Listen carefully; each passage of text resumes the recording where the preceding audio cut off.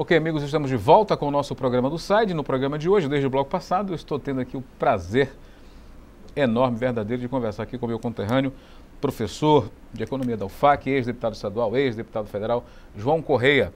E foi candidato na eleição de 2010 ao Senado com a votação muito expressiva. Surpreendeu a muita gente, eu acho que até o próprio João não esperava tanto voto quando ele teve 118 mil votos. Naquela eleição. Para deputado federal, já imaginou, hein? Não, para o Senado. Não, se fosse para deputado federal, já imaginou? Maria, mas aí, veja só, isso me fez, sabe, de ter um débito com o povo de Rio Branco, especialmente, porque em Rio Branco, com toda a estrutura do governo, Jorge Edivaldo Tião, lembra?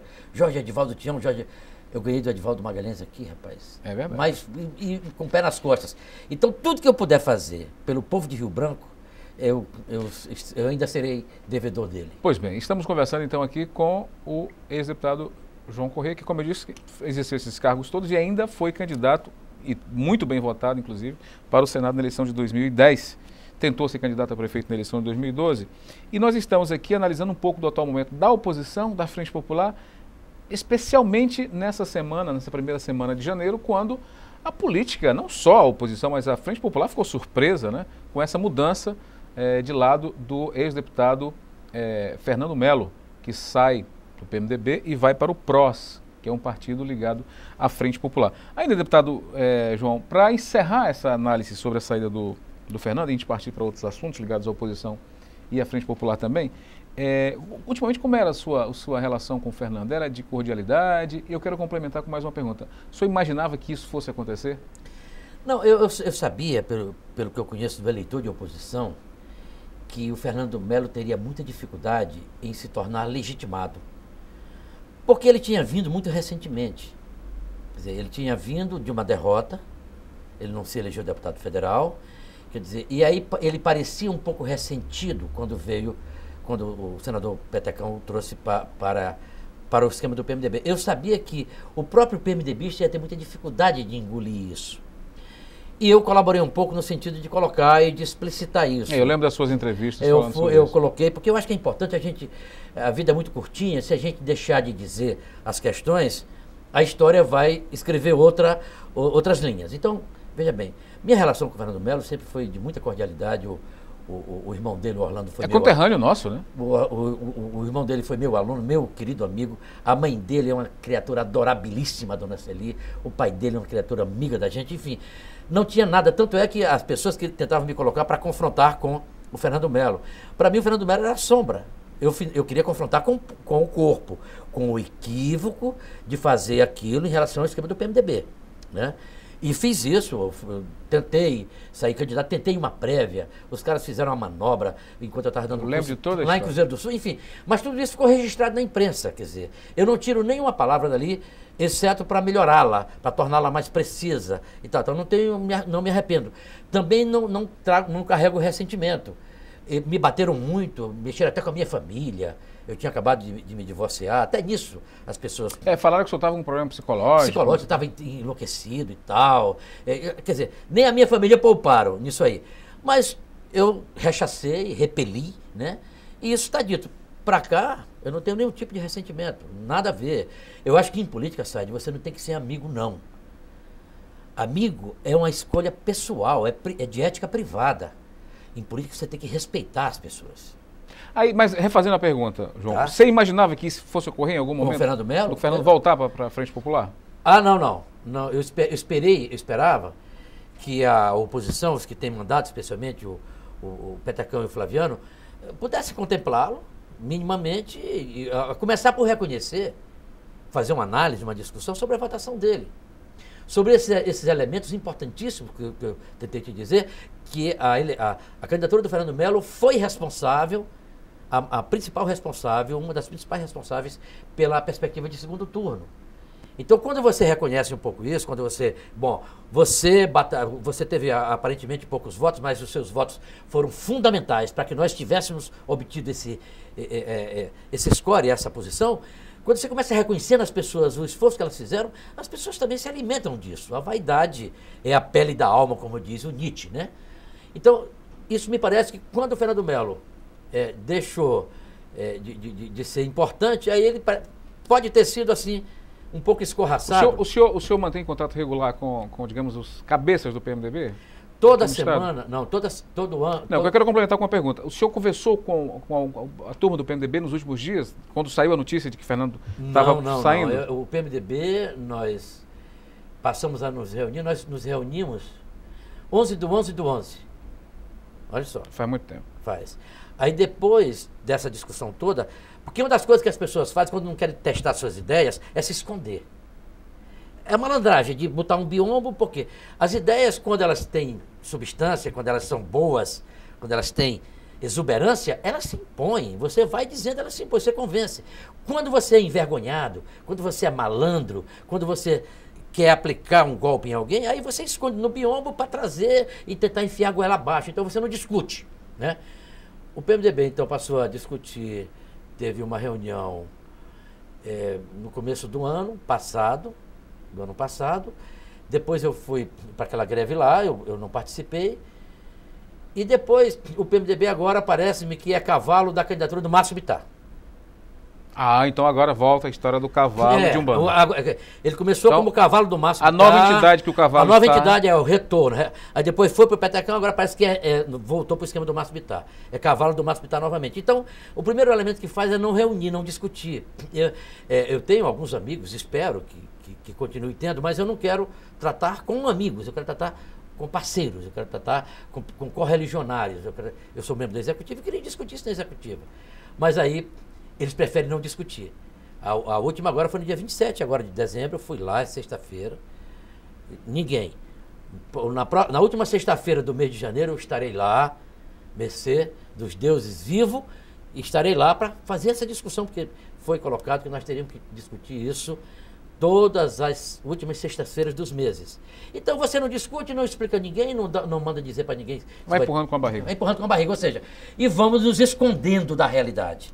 Essa pregação que eu vou fazer agora da unidade na diversidade, respeitar o direito das pessoas de pleitearem a ser lideranças políticas, tá certo? E de nos abraçarmos para identificar um adversário comum, que é a Frente Popular, para que nós façamos um compromisso entre nós de que o que for para o segundo turno já terá automaticamente o apoiamento, tá certo, dos que não forem. Essa pregação eu vou fazer porque eu era candidato, tentei ser candidato ao governo, coloquei meu nome. Eu lembro. E aí houve uma reunião lá em Brasília, enfim, e aí eu cometi um erro de não dizer publicamente. Agora eu vou dizer tudo publicamente. Que foi quando lançaram a candidatura do Wagner? Foi quando o Wagner foi o Wagner em cima do debate, porque havia o seguinte, é unidade desde que seja o fulano de tal candidato. Isso. Sabe a unidade autoritária que machuca, que corta, que morde, né? Que destrói os concorrentes, a competição livre, né? Certo. Então aí o Wagner também lançou-se como candidato e eu, então, abdiquei da minha candidatura em prol da candidatura do Wagner Salles.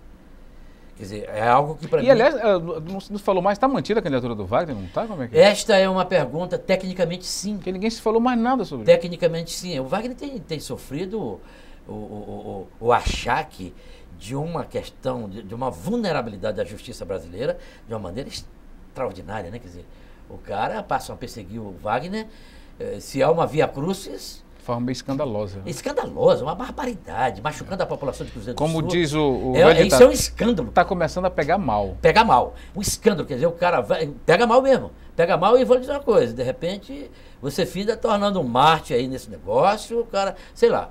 Porque o trabalho que ele fez lá em Cruzeiro do Sul, deixa que o povo avalie, rapaz. Claro. Pelo amor de Deus. Então, tecnicamente, eu acho que o Wagner ainda Tapetão baixa o Fluminense, né? Mais mole. Exatamente. É pior do que...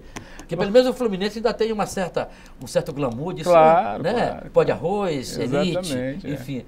Mas se machucar o Wagner Salles... É complicado. Eu tenho como missão encerrar esse bloco, tem mais aí 6, 7 minutos, deputado, querido João, para falar de dois assuntos, que é a composição da chapa majoritária da Frente Popular e a da oposição. Como a gente está falando muito de oposição até agora, né, a saída do Fernando Melo, vamos falar um pouquinho da Frente Popular e no final a gente volta a falar da composição provável de uma chapa de oposição. Esse disse-me-disse aí da Frente Popular, que disse que seria o Aníbal, seria perpétuo e o Aníbal estava fora o candidato ao Senado, junto com o governador Tião Viana e mais o Léo Brito, e depois teve um desdisse que diz que volta tudo a estaca zero. O próprio senador Jorge Viana esteve aqui no nosso programa essa semana e disse que tudo está na estaca zero e o PT vai ter mais 2 meses à Frente Popular para decidir quem é a formação dessa chapa. O senhor, como bom observador político, um bom político que é, como é que o senhor encarou isso? Veja, essa chapa que foi, mas não foi, mas que vai ser, como é que é? Foi, mas não foi, mas poderá ser. Poderá ser. Sabe, eu acho assim, o governador Tião Viana, ele tem um sentido de sobrevivência muito acurado. É a história da atração que ele fez do Fernando Melo. Ora, se ele localizou o Fernando Melo em algum lugar e que podia recuperar esses votinhos e tal, puxa para cá. Fez antes com o Rodrigo Pinto também. Teve o caso do Rodrigo. Fez antes com o Rodrigo Pinto. Ou seja, ele vai costurando nos pequenos detalhes e nos maiores. Eu acho o seguinte, o senador Tião Viana deve ter se lembrado governador. O governador Tião Viana, ele foi senador também, claro, né? O governador Tião Viana deve ter se lembrado do Edivaldo Magalhães. Jorge Edivaldo e Tião. Jorge Edivaldo e Tião. E eu gastei 15 mil reais e ganhei do Edivaldo aqui para o Senado. Então, eu acho que o governador Tião Viana não quer carregar, digamos assim, o peso de ter que construir, de ter que carregar nas costas uma candidatura, ainda que tenha qualidade, me refiro ao Aníbal Diniz. E prefere o pragmatismo de uma candidatura do PCdoB, com seus cargos, com seus vereadores, deputados, etc. E a Perpétua Almeida, que soma. O governador Tião Viana não carrega a deputada Perpétua Almeida. Alguém já disse, inclusive, que ela se carrega sozinha. Ela se carrega sozinha e ainda dá uma puxadinha boa, tá certo, na candidatura do governador Tião Viana à reeleição. Quer dizer, obviamente que isso tem dificuldades, tanto do ponto de vista da compreensão entre os irmãos. Eu acho que eles não são irmãos Collor. Eles divergiram até, isso veio a público, tá? Enfim, nós temos outro conterrâneo que é também um pouco o pomo dessa divergência, o Mâncio Lima Cordeiro, correto? Que parece muito mais ligado ao Jorge Viana, enfim, a esse tipo de situação. Mas eu não creio que eles se tornem o Collor, lembra do Pedro Collor? Que viraram inimigos agora. Inimigos e tal e tal. Eles vão se compor. Só que isso tem esquemas nacionais, quer dizer, o PT, se perde um senador, ele perde um percentual importante. Ele perde dentre menos de 30, menos de 20 que ele tenha, tá certo? E o PCdoB também multiplica, passa a ter, duplica ou triplica, enfim. Então não é simples o senador Jorge Viana, aqui no nosso programa, definiu isso como uma equação. A gente uma equação que a gente vai ter que fechar. Eu digo, realmente, senador, é uma equação dificílima. Sim, vão ter que fazer opções, e aí que vem a questão. Toda escolha implica em renúncia. Em política isso é claro. Na vida isso é verdadeiro, mas em política isso é... Mais ainda. Mais ainda, quer dizer, toda escolha implica em renúncia. Você ganha aqui e perde acolá. Quer dizer, o pragmatismo do governador Tião Viana, fazendo esse tipo de retorno e tal. Agora aí, nessa questão do pragmatismo do governador, tem uma ironia do destino enorme que a gente precisa analisar e destacar isso para o eleitor, telespectador, está bem consciente do que está acontecendo. Quer dizer, o problema ocorrido, a dificuldade ocorrida na eleição passada foi o ex-deputado Edivaldo. E a solução para esse problema agora é justamente a mulher do deputado Edivaldo Magalhães. Perfeito. Essas são as ironias da vida. Mas são ironias, de fato são ironias. Né? O Edivaldo Magalhães, em que pese, eu já tive muito próximo nada dele. Contra ele, pessoalmente. Não, pelo contrário. É uma figuraça. Ele é um sujeito muito arguto. Eu digo que o Edivaldo Magalhães é uma raposa felpuda. Ele é raposa felpuda, ele é raposa grande. Ele é competente, ele é um sujeito... Inteligente. Ele faz muito factoides, ele é muito esperto, muito inteligente e parece-me que tem uma certa característica de honrar compromissos, tem algumas coisas que falam ao seu favor. Mas o fato é o seguinte, e fora disso, mas a Perpétua ela passou a ter luz própria. Nasceu como mulher do Edivaldo, lá na vereança e tal, e passou a ter luz própria, quer dizer... Então, eu acho que o governador Tião Viana... Tanto que hoje essa coisa de ela ser ou não esposa do Edivaldo, nesse arranjo todo, é apenas um detalhe. É um detalhe mínimo, insignificante. E acho, no entanto, que isso tem repercussões no PT nacional, na perspectiva da construção. O PT é um PRI, Said. O Partido Revolucionário lá do México, né? O PT tem projeto de 50 anos. tá certo? Eles já estão pensando em 2018, 2020, 2022, não se iluda. Eles estão pensando muito nisso aí. É isso que eu gostaria que a oposição sentasse para apenas discutir, para avaliar essas Agora, situações. Já mudando de assunto, saindo da Frente Popular, indo para a oposição, disso aí, né? essa equação difícil de fechar não acaba, para o Senado, na Frente Popular, não acaba beneficiando o candidato da oposição, não, João? Teoricamente, o problema é o seguinte, é que com a necessidade, veja só. Porque assim, o problema que a oposição tem na cabeça de chapa para o governo, no caso da Frente Popular, o problema é na candidatura de Senado. Mas eu acho que é aí que vem a situação. Se a oposição lançar mais de um candidato, a sua chance é eliminada. Não tem a menor chance se nós tivermos 2 candidatos de oposição para o Senado. Sim. Não tem eleição de 2 turnos. É porque agora o Tião Bocalhão diz que é candidato ao Senado. Não sei. Tá certo? Não tem eleição de 2 turnos. O Senado é o seguinte, se você tiver 2 candidaturas que identifiquem-se com a oposição, você pode colocar o Aníbal, o primo dele, a esposa dele, o serviçal dele que ganha a eleição. Correto? Então, ou a oposição, para ela ter o mínimo de chance, olha que ironia, agora deixa eu chamar a ironia para o nosso caso. Se a oposição tiver mais de um candidato ao Senado, ela está fora. E se a oposição não tiver mais de um candidato ao governo, ela também está fora. Então, deixa eu ver se eu entendi. Você acha que o governo vai sair, então, sairia com um candidato ao governo e 2 ao Senado, e a oposição seria o inverso? 2 candidatos ao governo e somente 1 ao Senado? O governo vai sair com um candidato ao governo, o governador Tião Viana, e um candidato ao Senado, que será Perpétuo Aníbal, sei lá o que, o Angelim, enfim, pode surgir tércios, terceiras pessoas nisso aí, enfim. Ele sairá com um candidato ao Senado e com um candidato ao governo. A oposição, para poder ter chance de ganhar o Senado, tem que sair exclusivamente com um candidato apenas.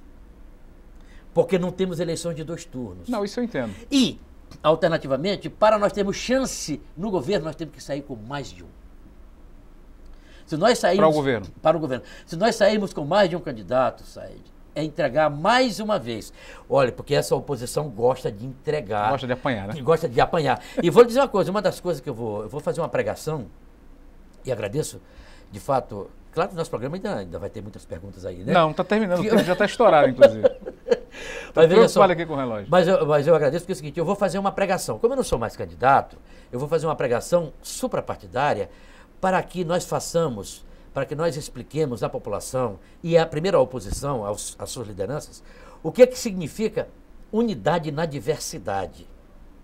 Significa, venha e abrace os que quiserem competir, que eles trarão mais gente para o nosso balaio, tá certo? Que não vai ser de gato, vai ser balaio de gente, famílias, amigos, todo mundo. Estabeleçamos uma relação de confiança, de credibilidade, tá certo? De transparência. Permitamos que as luzes salpiquem e iluminem os debates, os interesses, para que nós possamos enfrentar com chances de êxito as eleições de governo. Porque a informação, sabe, o bordão, tem que ser candidatura única, isso é atender os interesses da situação, que quer fazer um plebiscito à la Chaves, à la Rafael Correa, à la Evo Morales. Pois bem, eu vou encerrar a nossa entrevista, que já ultrapassou o tempo, com a pergunta de sim ou não. O senhor votaria em Petecão ou Márcio Bittar? Ou nenhum dos dois? Eu voto no candidato do meu partido. Que não vai ter, por enquanto. Tecnicamente tem, né? Que é o prefeito Wagner. Acho. Mas vamos tirar fora Wagner. Mas vamos imaginar que Wagner sai. O Bocalhão é o mais confiável deles. O Bocalhão é o mais confiável. Tá certo? Entre Márcio, Petecão e Bocalhão? Bocalhão é o mais confiável deles todos. No entanto, até o Calixto disse que eu ia votar em branco. Não, eu não voto em branco. Eu vou votar se a oposição fizer o desatino do batelão dos insensatos, de ter uma candidatura única, matando os outros, sabe, cortando na própria pele, cortando as mãos e os pés e tudo. É claro que eu vou votar na oposição, porque eu já conheço a situação. Seja ele o candidato que for. Seja ele quem for. Agora, que eu vou lutar para que nós tenhamos 1, 2, 3, quantos forem nessa linha de juntar fraternalmente e tal, eu vou fazer isso. Obrigado, deputado. A você de casa, muito obrigado também pelo carinho e pela audiência. Ficamos por aqui, o tempo estourou. Até amanhã.